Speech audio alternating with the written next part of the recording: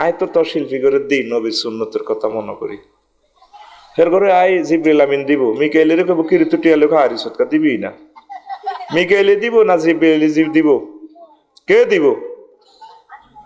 দিবটা কে? ইসলামী সংস্কৃতি, কৃষ্টি, কালচার, তামাদ্দুনকে তুলে ধরবে কে?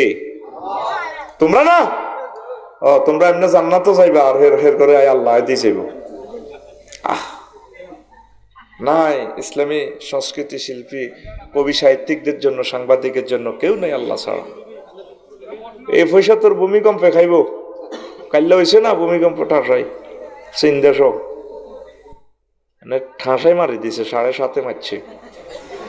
হাসে, আজাবের কথা শুনলে হাসবে, এটা কিয়ামতের আলামত।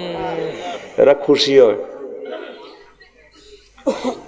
সেখানে তাপমাত্রা চীনের পশ্চিম উত্তর প্রদেশে -14। মুখে তো থুতু ফালাইলে বরফ হয়ে হড়ে। হিসাব করলে মুখ ছাড়বার লগে লগে হিসাবের এই আবার হয়, এই কিতা বরফের শাক বার হয়। কে তাগর উদ্ধার করব? হোক না মানুষগুলো হিন্দু, বৌদ্ধ, খ্রিস্টান। কষ্টের আশ্বাস নাই। এই দাগা খাইবার হর তো বুঝবি টিয়াগারে হয়।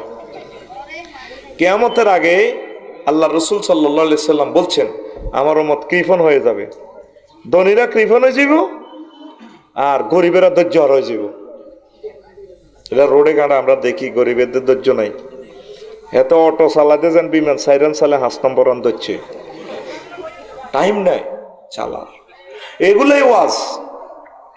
একসময় মনে করবা তোমরা আমাকে মিস করবা। আজকে কত বছর বলি